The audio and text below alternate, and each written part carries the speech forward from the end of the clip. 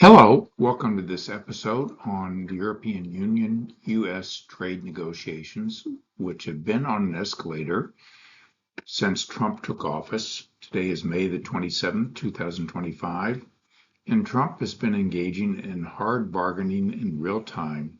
His expressed tariff target rates with the European Union, as well as other countries, have fluctuated widely up and down in the public sphere.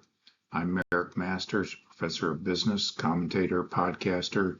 You can find me at my email address and YouTube channel. The European Union consists of 27 countries. It has a combined gross domestic product of approximately $21 trillion. In 2024, according to this table from the Bureau of Economic Analysis, you can see that the U.S. had trade deficits with many countries. Its highest trade deficit in 2024 was with China. It had over $252 billion. Then Mexico, which was at $162 billion, followed by the European Union at $161 billion. Actually, it's $179 billion for Mexico and $263 billion for China in 2024.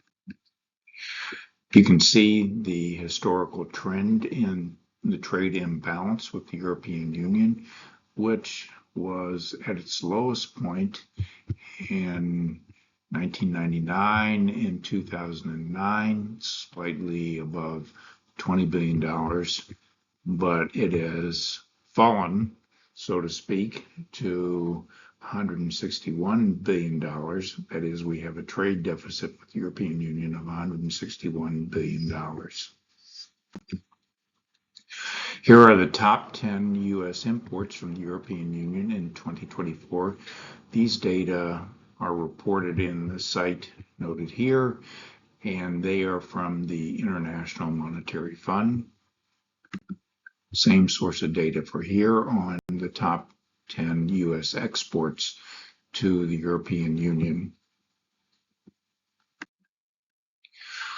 On April the 2nd, 2025, which Trump called Liberation Day, he announced the reciprocal trade rates the U.S. was setting for selected countries. And for the European Union, it was set at 20%. At that time, it was set at 34% with China, 46% at Vietnam, 24% at Japan, etc. These are the reciprocal tariffs. There are other tariffs that Trump has imposed on steel and aluminum and auto and other products, which you can find at the Office of the U.S. Trade Representative listed in detail or on the White House website. As you can see, with respect to the European Union, as well as other countries, there has been a moving target between January, before any changes were made in the rate that took effect when Trump was in office in May of this year. With respect to the European Union, the total tariff was less than 10% on January 20th, 2025.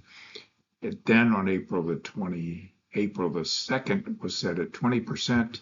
It was shortly thereafter temporarily reduced to 10%.